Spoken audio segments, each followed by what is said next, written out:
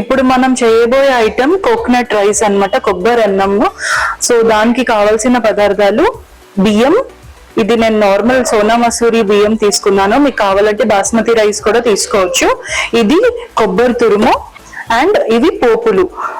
మనం ఆవాలు, జీలకర్ర, ఎండుమిర్చి, కరివేపాకు అండ్ దీంట్లో శనగపప్పు అండ్ మినపప్పు, ఇవన్నీ తాలింపుకి అన్నమాట. సో ముందుగా మనం ఈ రైస్ వాష్ చేసి దీన్ని కుక్ చేసుకుందాము. ఓకే, సో ఇలా రైస్ వాష్ చేసుకొని నేను 2 cups ఆఫ్ రైస్ తీసుకున్నాను.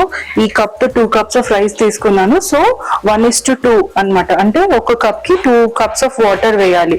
అలాగా నేను 4 cups వాటర్ వేసి దీన్ని ప్రెషర్ కుక్ చేస్తున్నాను. మీరు నార్మల్ గా కూడా మీరు రెగ్యులర్ గా ఎలా వండుకుంటారో అలా కూడా మీరు వండుకోవచ్చు అన్నమాట.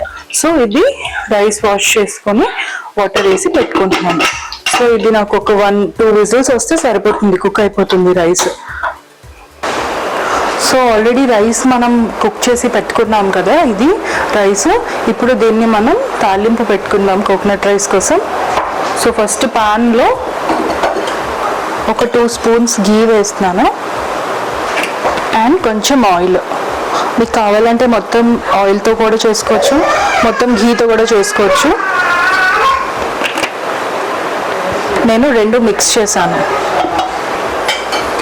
సో ఈ ఆయిల్ హీట్ ఎక్కిన తర్వాత మనం దీంట్లోకి ముందు ఆవాలు వేసుకున్నాము. సో దీనికి కోకోనట్ రైస్ కొబ్బరి అన్నంకి ఇంకొక రెసిపీ కూడా ఉంటుంది, అంటే కొబ్బరి పాలు కూడా తీసి చేస్తూ ఉంటారు, అలా కూడా చేసుకోవచ్చు. బట్ ఎక్కువగా ఇది మీరు దేవుడి దగ్గర పెట్టాలి అంటే ఇలా చేసుకుంటే సింపుల్గా ఉంటుంది, త్వరగా అయిపోతుంది. అదే మీరు అలా కొబ్బరి పాలు తీసి చేయాలంటే మళ్ళీ దానికి సపరేట్ కర్రీ అనేది ఉండాలి. సో అందుకే నేను ఈరోజు ఇలా చూపిస్తున్నాను. ఇంకొక నెక్స్ట్ వీడియోలో ఎప్పుడైనా అలా ఎలా కోకోనట్ మిల్క్తో కూడా ఎలా చేయాలి అది కూడా చూపిస్తాను. సో మన ఆయిల్ అనేది వేడెక్కింది, దీంట్లో ముందు ఆవాలు వేసేద్దాము.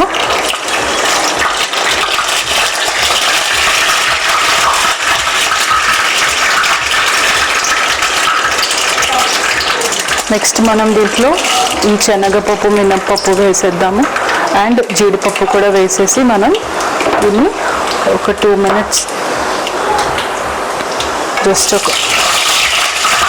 కొంచెం ఇది కలర్ వచ్చేంత వరకు ఫ్రై చేద్దాం.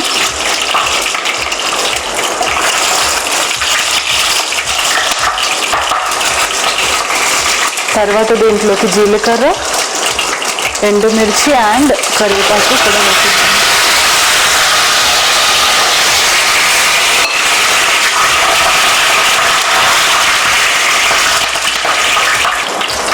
ఇప్పుడు దీంట్లోకి మనం రైస్ కూడా వేసేసుకున్నాము.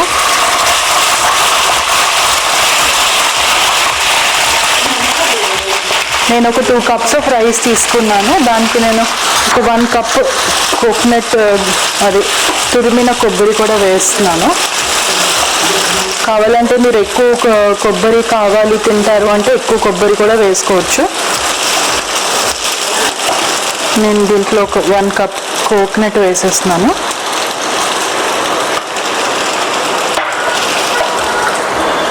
అండ్ కొంచెం సాల్ట్.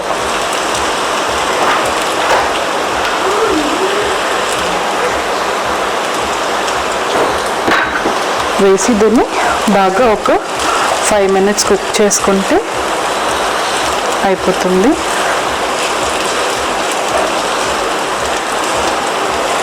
ఇది సింపుల్గా అండ్ ఈజీగా అయిపోయే రెసిపీ అన్నమాట. మీరు ఎప్పుడైనా ఇలా దేవుడి దగ్గర పెట్టాలి అన్నప్పుడు మీరు ఇలాగా త్వరగా చేసుకోవచ్చు. లేదంటే ఎవరైనా గెస్ట్స్ వస్తున్నారు, కొంచెం రెగ్యులర్ రైస్ కాకుండా కొంచెం వెరైటీగా ఏమైనా తినిపించాలి అనుకున్నప్పుడు కూడా ఇలా సింపుల్గా మీరు ఈ కోకోనట్ రైస్ అనేది చేయొచ్చు.